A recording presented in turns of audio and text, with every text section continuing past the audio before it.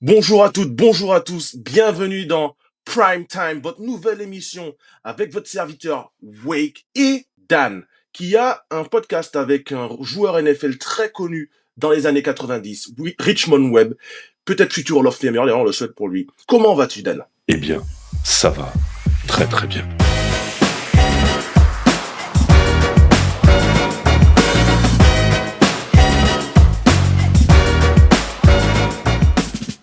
Est-ce que j'ai bien fait le wake ou pas?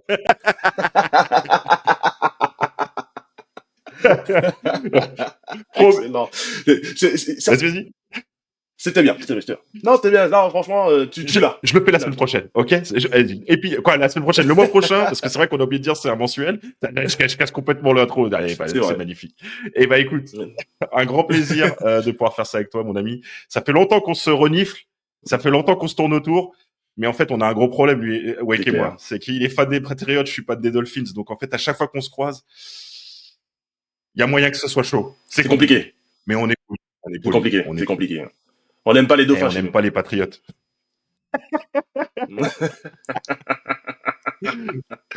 Je tiens à préciser que l'émission c'est Prime Time, mais c'est pas Deion Sanders. Attends, tu sais que je peux mettre des lunettes à tout moment. Enfin, tu me connais, je suis un peu fou. Hein. Si tu sais, j'ai mis des gants isotonnerres pour Dan Marino, donc tu sais, moi, tu me chauffes, j'y vais. Hein. Attends peut-être la semaine prochaine, il y a moyen que ça soit chaud.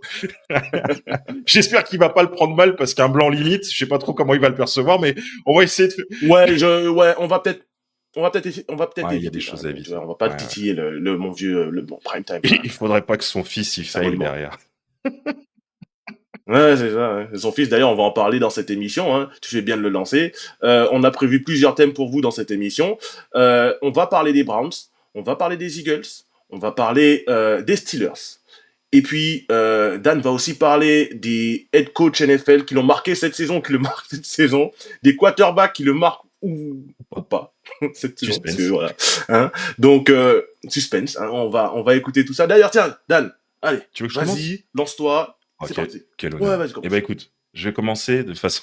J'allais essayer de refaire une wake, mais tiens, j'ai senti que là j'avais la pression, il fallait que je redescende tout de suite. Tu sais, si je me lance trop après, je fais n'importe quoi. C'est ce que me dit tout le temps Richmond, tu sais. Calme-toi, mon ami, calme-toi. C'est un bon gars. Il a dû jouer au Patriots. Tiens. Non, sinon il aurait été nul. Excuse-moi, non. On a dit qu'on était en paix, Tu vois, c'est chaud. Oui, c'est vrai, on vient. Ils vont vouloir qu'on fasse un 1v1 sur scène, mais tu sais, ça va faire comme Caris et Booba, ça va jamais avoir lieu, donc tu sais. Mais par contre, on peut récolter pas mal de sous, c'est pas con. Ok, on va essayer de lancer le truc. Je te laisse manager ça sur TikTok, tu fais mieux que moi. Mais sinon, pour parler des QB, en fait, c'est des QB et des coachs ensemble. En fait, je pense que là, dans ce début de saison, on arrive quand même à se rendre compte que plus que jamais, il y a le talent, mais il y a aussi être au bon endroit, au bon moment et avec les bonnes personnes. Et cette équation-là, bah, tu sais, il faut toujours la garder en tête. Et je parle tout de suite d'un exemple qui va marquer tout le monde. Geno Smith, il était avec le même coach dans une autre franchise. Et il a fait un retour avec les Seahawks que personne n'a vu. Il va avec le même coach. Il va à Las Vegas. Bon, bah, s'il est pas bench d'ici la fin de saison, bah, c'est que le coach est gentil avec lui. Mais tu vois, c'est assez compliqué. Et d'un autre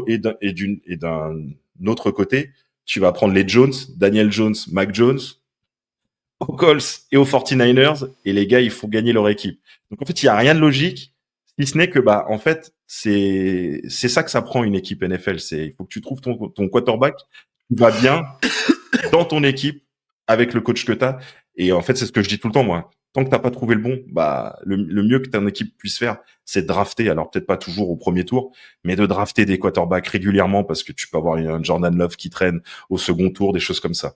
Donc moi j'ai été impressionné par les Jones, je m'y attendais pas. Je sais pas pour toi, Weck, mais moi les Jones je les voyais pas venir. Ouais, non, on est impressionné par les Jones, impressionné aussi par Geno Smith, mais pas de la bonne façon. Lui côté tu vois, lui c'est la Ligue toi, lui. Ouais. C'est clairement, ouais, il est dans la même catégorie. Tous les deux draftés en AFC Est. Geno Smith chez les Jets, c'était une catastrophe. Ça, on l'a compris parce que la situation n'était pas bonne. Il avait un head coach défensif par la personne de Rex Ryan à l'époque. Ça n'a pas marché. Ensuite, il a vadrouillé en tant que backup à droite à gauche. Il arrive à Seattle et là, il explose. Je crois qu'il fait un Pro Bowl. Enfin, il amène les Seahawks en playoff. Donc, il réussit, hein, parce qu'en plus, il arrivait en tant que backup de Russell Wilson, qui est parti ensuite à Denver. Et il a marché parce qu'il avait aussi deux excellents receveurs, DK Metcalf, Tyler Lockett à l'époque. Ça aide. Et puis là, ben, il va aux Raiders. Déjà quand une équipe est prête à trader son quarterback titulaire, il faut se poser des questions. Déjà, oui. Déjà, c'est jamais un bon signe. C'est un très très mauvais signe. S'ils sont prêts à le trader, c'est qu'il y a un truc qui va pas. Il y a, comme on dirait chez moi, il y a baleine sous gravillon. Ah, j'aurais dit la même Là, chose. il y a clairement Moi, j'aurais baleine dit sous gravillon. dauphin sous gravillon. Ouais, c'est vrai que ça colle mieux Ça à colle ton mieux. équipe pour le coup. Ouais, c'est clair.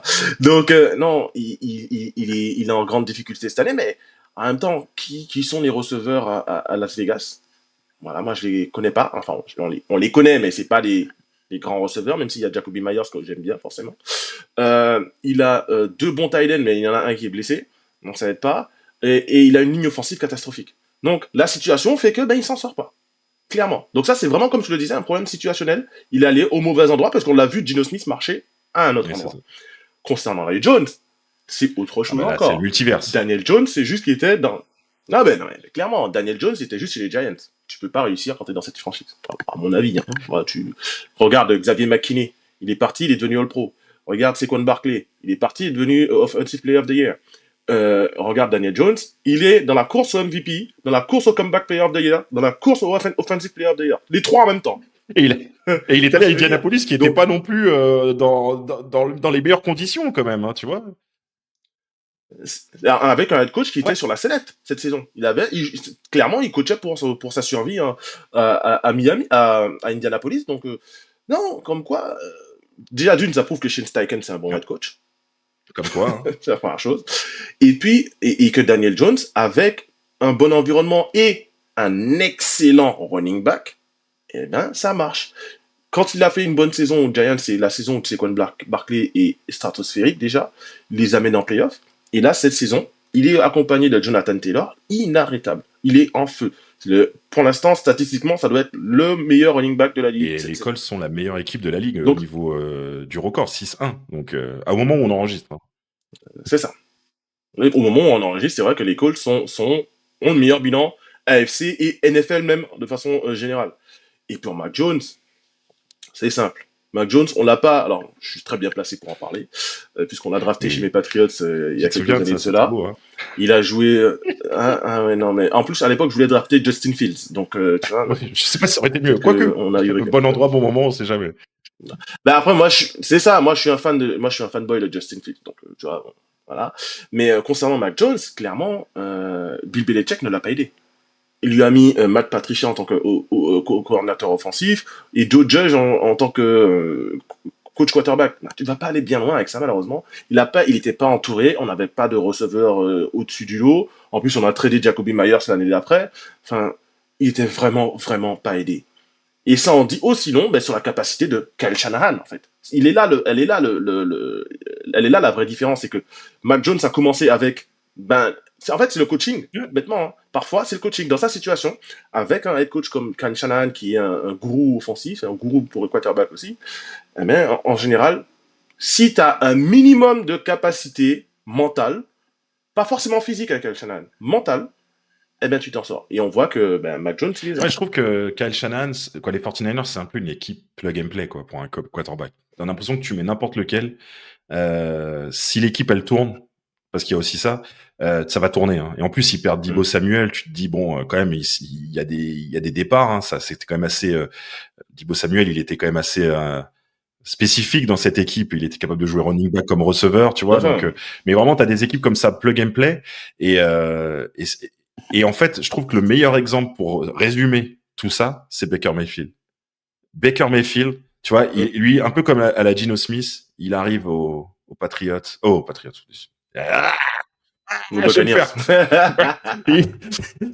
arrive aux Browns, on lui met une équipe offensive, on lui met OBJ, Jarvis Landry, il a les cibles, il a ce qu'il faut, ça marche pas, il y arrive pas. Limite quand il y a pas OBJ sur le terrain, c'est là où il est le meilleur.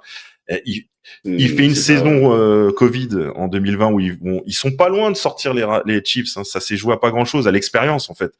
Donc là, tu vois, il y a quelque chose qui se crée, puis après plus rien. Je crois qu'il va aux Panthers. Enfin, il est l'ombre de lui-même.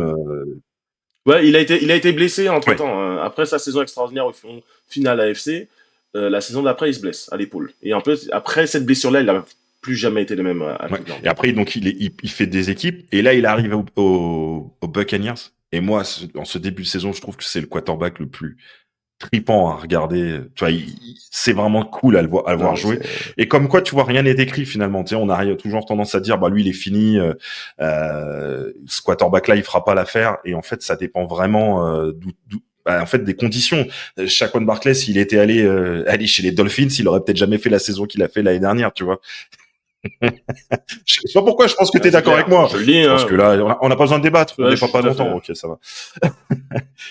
Non, mais sur ça, il n'y a pas de débat. Et et tu vois, Je suis Bonix d'accord. sans Sean Payton, il serait quoi? Ça se trouve, il jouerait même plus, tu vois. Donc, c'est vraiment, à chaque fois, quand tu suis ton équipe, c'est pas uniquement, qu'est-ce qu'il a fait au collège? C'est les conditions laquelle il arrive, dans ton équipe, le coaching staff et ainsi de suite. Ça veut pas forcément dire que tu as besoin de quelqu'un de ultra expérimenté parce que Laurent s'y revient un petit peu des enfers avec Cohen. Pourtant, ça démarrait mal avec son Duval. Mais, Non, mais mais tu c'est vois, pas l'équipe, vrai. l'équipe, elle est là malgré tout, même si c'est un peu irrégulier. Ouais, moi, je suis pas convaincu, moi, de cette équipe. Hein, C'est Lawrence, ça va être un peu la grosse déception toute sa carrière parce qu'il est arrivé, on l'attendait comme générationnel. Et au final, ça le fait pas. Mais bon, en reparlant de Baker Mayfield, pour moi, c'est le quarterback avec hum. Daniel Jones. Pour moi, du moment, c'est vraiment les deux qui me font triper le plus. Et je dirais un truc que tu vas détester parce qu'on se connaît un peu. Mais tu vois, Aaron Rodgers avec Mike Tomlin. Ah, ça y est là. Tut, tut. Nous avons perdu le signal. Et oui, c'est ainsi qu'il nous a quittés. Je l'ai mal fait. Merde, j'étais trop solennel. Là. Il y a un côté un Non, non, peu. Mais tu vois, ouais, il y a encore du il fait boulot, pas là. des dingueries. Tu vois, il est pas, tu sais, tu sens qu'il arrive quand même à être canalisé. Bon, tu sais, c'est un hôpital psychiatrique. Les Steelers, c'est tous les fous de la NFL, ils vont là-bas, ils deviennent bons, tu vois. Donc c'est incroyable. Mais bon, bref, c'était le chapitre. Mais après, ça, c'est vrai que c'est l'effet Tomlin, L'effet Tomlin, s'il est là quand même. Mais bon, il y a, tu vois, je trouve que ce début de saison, il explique vraiment cet état de fait sur les quarterbacks que la plupart des équipes NFL ont conscience, mais que c'est difficile quand tu investis un premier tour sur un quarterback, ta fanbase, elle veut que tu ailles jusqu'au bout et t'as raison. Donc il y a beaucoup de franchises qui osent pas, tu vois, taper, tu sais, quelques années après, prendre quelqu'un d'autre, tu vois, un peu comme Alex Smith, tu prends Patrick Mahomes à l'époque, ça avait fait un petit peu, tu vois, on se demandait, ben attends, Alex Smith, il a la capacité d'amener les Chiefs en playoff. Bah tu vois, tu dois faire des choix de temps en temps. Et là, je trouve que, tu vois, quand tu suis ton équipe qui est en perdition, donc typiquement, je dirais, sans faire les Bengals, où t'as quand même un quarterback que t'as envoyé à la morgue depuis le début de sa carrière. Le but, on a l'impression que c'est qu'il il donne son corps à la science. Le but, ils avaient abattre le quarterback qu'on a drafté au premier tour de Ouais, c'est draft. ça. Leur but, c'est de Au l'abattre. premier choix de Et draft. ils y arrivent. Bravo à eux. C'est une belle, Non, non, ben, eh ben, il est cassé un an c'est sur deux. ça. Hein. Mais tu vois, là, ils devraient, eux, essayer de trouver un backup parce qu'au final, regarde, quand là, il est absent, bah, l'équipe, elle souffre quand même un peu. Mais bon, bref. Voilà. Donc, ça, c'était mon chapitre coach. Tu vois, il y a des coachs comme Sean Payton, comme, je pense, Andy Reid, comme Mike Tomlin. Parce que Mike Tomlin, il a quand même laissé croire que Kenny Pickett, il avait un petit peu quelque chose dans le bras, ce qui était quand même une nannerie pas possible. Mais bon, il a réussi quasiment à aller en playoff. Ben, il s'en est Oui, bah oui, débarrassé hein, bah oui, pendant mais lui, deux il se ans. rend compte aussi de ses conneries, tu vois, il se dit, bon, ok, j'ai essayé, mais bon, Tout à fait. on n'est pas dupe. Donc, toi, je dirais que c'est une bonne alchimie à prendre. Et mon exemple aussi actuel, et je te donne la main après, Drake May, Vrabel, Ah numéro 1 de la oui, FC, la Draco, FC on Est, l'appelle. ça me fait vomir, tu vois, j'ai vomi en le disant, mais c'est pas grave. Mais tu vois, ça marche, franchement, ça marche. Bon, Doc, toi qui parlais justement de Mike Tomlin et de A-Rod, Aaron Rodgers, ben, moi j'ai envie de parler des Steelers parce que justement, voilà, moi je suis pas forcément très d'accord avec ce que tu viens de Ah, ça dire y est, à la fin parce on que a notre notre ami premier Aaron, désaccord. Ça y est, le mariage prend fin aussi vite. on a enfin notre premier Putain, c'est désaccord. comme ça. Là, tu C'est vois, comme comme ça, tu vois, il ça, mais faut oui. la tête, le mouvement. Tu sais, moi, j'ai tendance à faire, tu sais, tu sais, je Et... suis un peu, voilà, tu vois. Non, non, c'est dans le Ouais, mouvement de la voilà. tête. Tu sais. Ouais, mais tu vois, Voilà, enfin. Notre premier Tu vois, les désaccord. blancs, ça le fait pas, ça, les mouvements-là. Dès qu'on fait des mouvements, ça m'a. Nous, on est statique. Ouais, Mais oui, tu vois, non, moi, je fais ça. Toi, je tu veux dire, fais ça. Moi, je fais ça, je suis un même. ouais, c'est pas faux. Ouais, donc on va peut-être On va arrêter de arrêter, faire ouais. ça pour le coup. Ah, c'était bien ça. Non, plus sérieusement, pour parler des Steelers, moi je trouve que cette saison, c'est l'équipe la plus surcotée de la ligue. Ok. L'équipe la plus surcotée de la ligue. Alors, ils ont battu mes Patriots en plus, c'est vrai. Mais quand ils ont battu mes Patriots de 7 points, hein, 21-14, lors de la troisième journée, je crois, on a, quand je dis on, les Patriots, commis 5, je dis bien 5 turnovers. Et on a perdu de 1 TD. Donc, à mon avis, hein, on était l'équipe bien. Enfin, en regardant le match, tu voyais qu'il y avait une équipe qui était au-dessus de l'autre. Clairement. Les Steelers, offensivement, eh ben, c'est DK Metcalf ou Bust. Il ne se passe rien offensivement dans cette équipe. Ils jouent avec 4 tight ends, pourquoi pas. La défense, elle est surcotée. Pour moi, c'est une défense EHPAD. Je l'appelle cette défense EHPAD. Pourquoi? Ils ont pris tous les plus vieux défenseurs qu'il y avait dans la ligue et ils les ont rassemblés dans la même équipe. Cam Ward, il a 162 ans. Jérôme Ramsey, il en a 68. Darius Slay, il en a 82. Enfin, au bout d'un moment, Euh, voilà. Juste Voilà. Ils ont des une petite papilles en question, t'es défense. pour Hein. Marseille ou parce que t'exagères quand même sur les âges, hein. Non, non, non je suis Ah, parisien, moi. Je bah, suis pour tu vois, on a PSG. au moins. J'aime Ouais, bien les oui, équipes bon, qui on a gagnent. au moins un sujet où on s'entend bien. Ouais, mais toi, t'aimes pas trop les équipes qui Quoi? gagnent, toi, Alors, je te le dis. ok. 1v1, Gare du Nord. Vous l'avez noté, vous l'avez noté. Non, mais ouais, je pense qu'à mon avis, c'est vraiment l'équipe la plus surcotée de la ligue. Ils se sont fait. Regarde, dimanche dernier, alors, au moment où on enregistre l'émission, ils viennent de perdre contre les Bengals. Dans un match serré, certes, mais contre Joe Flacco qui venait littéralement d'arriver 3 jours avant le match. Ils se sont fait ouvrir, je parle de la défense des Steelers, par T. Higgins, Jamar Chase. Et Chase Brown. Ah oui, parce que Chase Brown qui avait une moyenne de 2 yards par portée, contre les Steelers, il est passé à 10. Voilà. Donc, ouais, les Steelers, attention, parce que si ils ne terminent pas en tête de leur division, à mon avis, ils n'iront pas en playoff. Voilà, ça c'est mon statement du jour. Les Steelers n'iront pas en playoff s'ils ne terminent pas premier de leur division. Et à mon avis, attention au retour de Lamar Jackson et des Ravens. Ils ne sont pas morts. Tant que Lamar Jackson joue, les Ravens ont une chance. Puisque c'est pas le meilleur joueur de la Ah bah, de NFL toute pour eux. façon, toute, Voilà, à mon toute avis. équipe, à part certaines comme les 49ers, perdent le QB1. C'est très difficile derrière, pour n'importe quelle équipe. Pas pour rien qu'ils mettent autant d'argent sur le QB1. Mais c'est clair que Lamar Jackson, tu l'enterres Mm. pas. Et Arbo et cette équipe des Ravens, tu peux pas les enterrer. Même si défensivement, c'est une équipe qui a depuis ouais, elle Catastrophique. souffre quand même beaucoup. Mais pour revenir sur les Steelers, bah, tu vois, moi je dis ça chaque saison. Je pense ce que tu viens de dire, je le pense à chaque saison depuis. Même quand il y avait Mm. Roethlisberger vers la fin, j'étais en mode mais jamais cette équipe. À chaque fois, je dis c'est bon, c'est l'année où sa série elle s'arrête parce que c'est le Mm. seul coach de l'histoire pour le moment à n'avoir jamais eu une saison négative. Sachant que maintenant C'est c'est un ça. peu plus difficile parce qu'avant il a souvent fait des saisons à 8-8 mais maintenant comme tu as un match en plus ça sera soit positif ou Mm. soit négatif mais il tient le coup.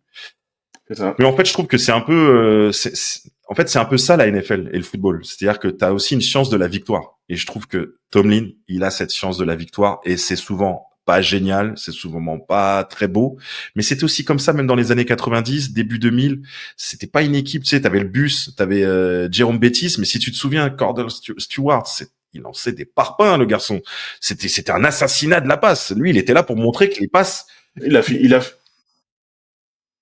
il était receveur je à un sais moment. pas, mais ils se sont rendus compte que quarterback, Ah si, c'était c'est pas ça. son rôle principal à la base. Mais il a quand même tenu, et les gars, ils sont allés en playoff avec. Et tu vois, c'est une équipe, je trouve, un peu comme, alors Green Bay, c'est différent parce que pour le coup, ils ont eu des légendes en quarterback, mais tu vois, Steelers, c'est une équipe, elle sait comment gagner, elle peut faire des matchs dégueulasses, elle va te mettre les field goals que beaucoup vont trouver ça nul, ils additionnent les points et ils essayent de bloquer comme ils peuvent. Et tu vois, les matchs de l'année dernière qu'ils ont fait à domicile, je crois, c'était à domicile face aux Ravens où ils se font ouvrir tout le match, mais ils arrivent à le gagner alors que moi, franchement, je les voyais jamais gagner ce match-là. Donc, ce sont des fraudes, Mais bon, je pense que, tu vois, il y a quand même une forte chance qu'ils arrivent à aller en playoff cette année, malgré tout. Mais c'est des fraudes parce que, comme tu dis, ils Ouais, n'ont pas alors, grand-chose qui tient la route, en fait. T'as pas un truc sur lequel tu peux t'appuyer. bah non, non. La défense, elle est surcotée, il attaque moyenne, voire faible. Non, après, c'est ce qui se passe quand tu donnes les clés à un quarterback de 40 ans. Concrètement, qui n'a pas fait une bonne saison à NFL depuis 4 ans. C'est ça qui se passe. Et tu ne cherches pas à gagner quand tu fais ça, clairement. En plus, bon, après, peut-être que tu as raison, peut-être qu'ils iront en playoff. Et moi, je ne dis pas que les Steelers n'iront pas en playoff. C'est possible. Mais quoi qu'il arrive, ça, je mets mon bras droit à couper, ma main Oui, droite à couper, vous juste la voyez, et main. je suis droitier. Oui, juste la main tranquille, hein, on va Ah, pas dès le aller plus premier loin là. épisode. Sinon, t'imagines au bout de 4 Faut épisodes, pas. il y aura que ta tête. Voilà. Laisse tomber, on va pousser les mains dans les orties non plus.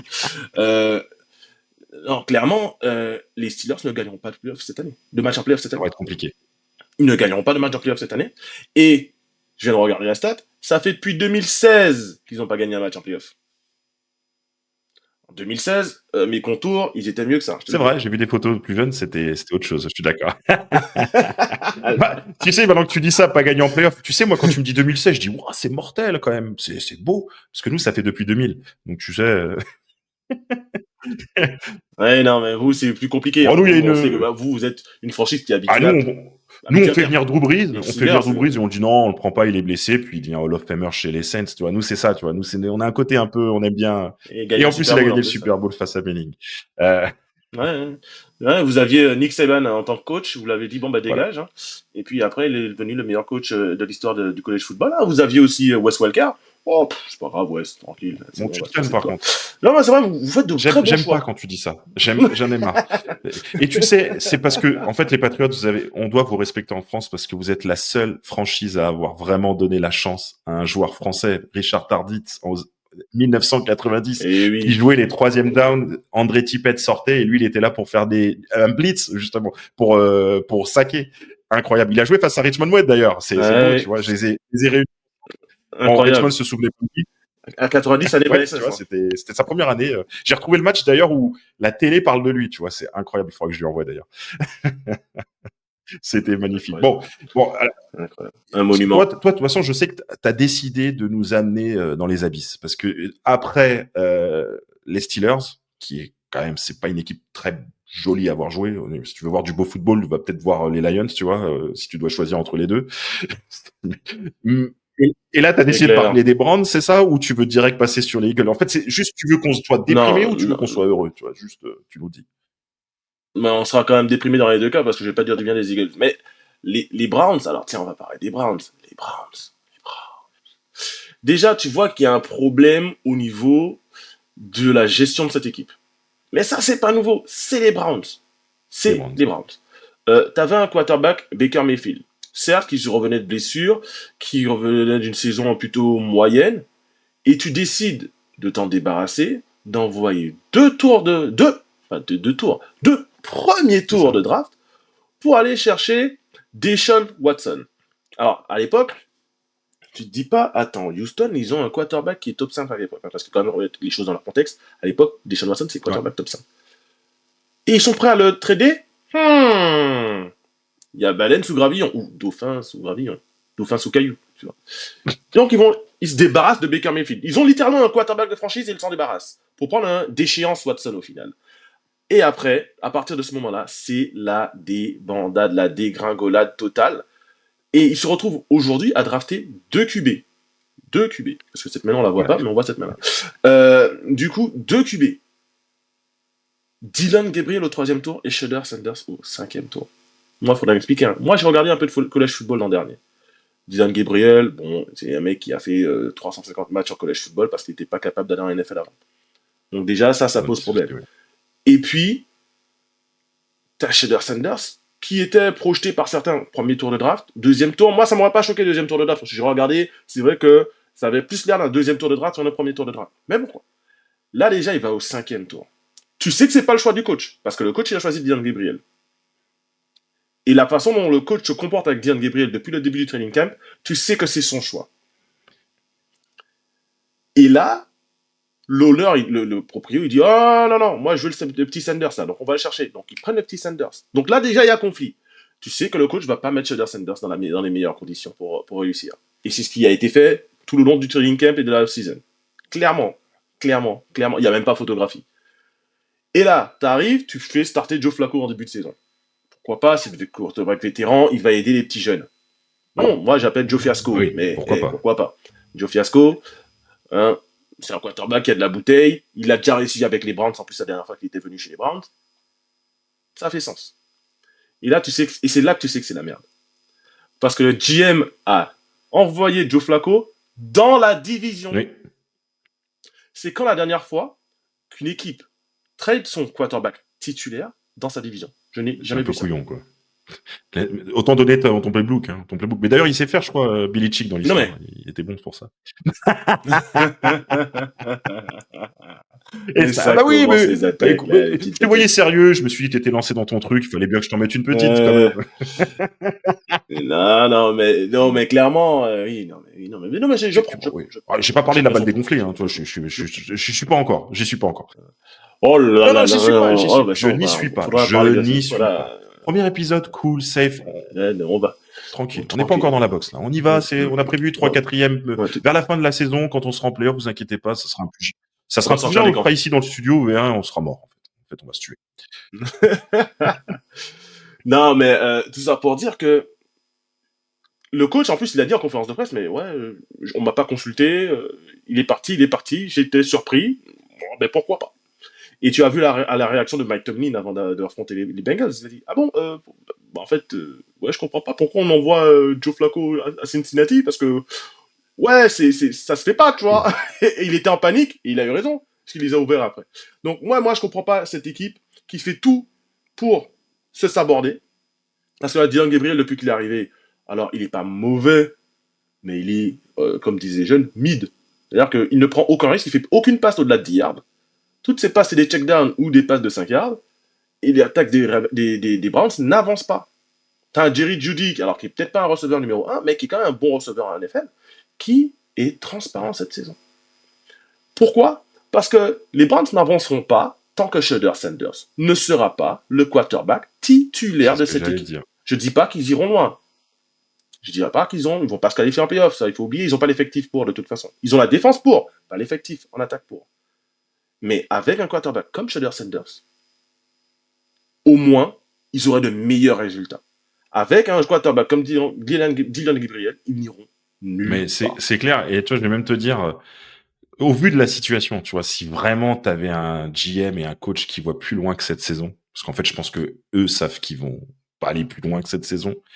Tu vois, si t'es vraiment dans cette situation où tu traites ton QB numéro 1, vétéran, qui est généralement le bon move, quand t'as 2 quarterbacks rookies derrière, tu sais que tu les envoies pas semaine 1 sur le terrain, ça sert à rien, à part si tu tombes sur le quarterback, mais tu l'avais pas. Donc tu le fais jouer, d'abord jouer ton vétéran, puis après tu le remplaces progressivement. C'est ce qui se fait régulièrement. Et la saison 2, c'est là où tu vas y aller.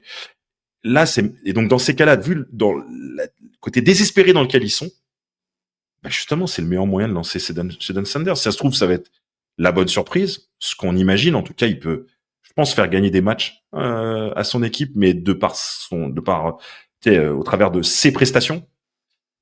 Et donner un peu d'engouement, tu vois, donner un petit truc en plus, parce que l'année prochaine, tu vas avoir Watson qui revient. Je pense qu'au niveau du cap, ils peuvent rien faire qu'à part le garder, j'imagine. Sinon, ils vont avoir de la dead money jusqu'aux prochaines élections. Ouais, mais après, il a signé son contrat il y a assez longtemps. Donc, il y a 2 ans. C'est quoi, c'est 2 ans qu'il a signé ou 3 ans? Ah oui, parce qu'il a fait une saison. Oui, ils l'ont signé pour qu'il soit suspendu, c'est vrai, j'avais oublié. Ouais, ben oui, et puis après, en contrat, ça se restructure. Je crois qu'ils ont ils peuvent que faire ça chaque année, de toute façon. Ils le restructurent, sinon ils peuvent rien signer. Donc, tu vois, en plus, il y a une gestion catastrophique du cap, mais bon, c'est un autre sujet. Et comme tu dis, il y a rien qui va. Moi, je dis toujours, heureusement qu'ils sont là, parce que ça me fait dire que les Dolphins sont pas la pire équipe de la NFL. Donc, heureusement qu'ils sont là. Non, mais oui, parce que s'il y avait... S'il n'y avait pas les Browns, on parlerait un peu plus des Dolphins. Et déjà qu'on en parle beaucoup, mais on parlerait plus des Ah, Dolphins s'il n'y avait pas les bah Browns. c'est sûr, je sais pas si t'as fait attention, les Dolphins en conférence de presse, ils s'envoient tous des parpaings entre eux, tu vois. T'as Oh oui, McDaniel j'ai vu, qui ouais, dit non, mais... bon bah tant qu'il envoie pas 10 pics dans le match, on a peut-être une chance de gagner. L'autre qui dit je suis trop petit, c'est pour ça que je vois pas les cibles, j'ai un problème de les. Non mais le gars c'est le Cosby C'est Show, tu vois, incroyable, c'est le ça. Cosby Show mais façon Miami, tu vois là, c'est vraiment catastrophique, tu vois. Enfin bon bref. Ah, ben, c'est ça, quand tu t'appelles Tom Ah non mais là, Dabalova, hein. bref, C'est comme ça. c'est pas le sujet C'est comme aujourd'hui. ça. Mais non, non, mais le sujet, c'est, tu vois, quand une franchise draft deux quarterbacks lors de la même année, en général, ça se termine mal.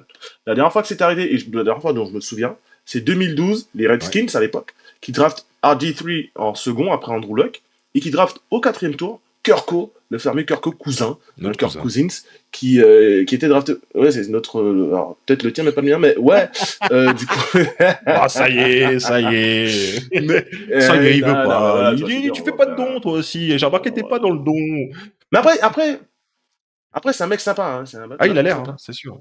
Mais tu vois que cette situation s'est mal terminée parce que le head coach Mike Shanahan, au final, eh ben, il a perdu son boulot à cause de ça, notamment.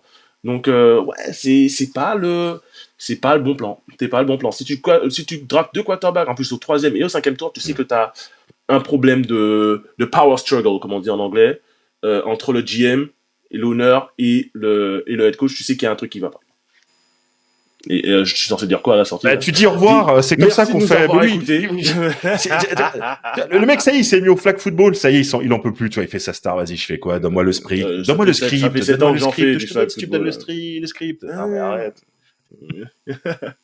Non, non, non, blague à part. Merci Dan pour cette première émission. C'est la première de nombreuses, j'espère. En tout cas, on va essayer d'en faire une par mois pendant la saison NFL et peut-être sur un malentendu deux faux témoins pendant l'off-season.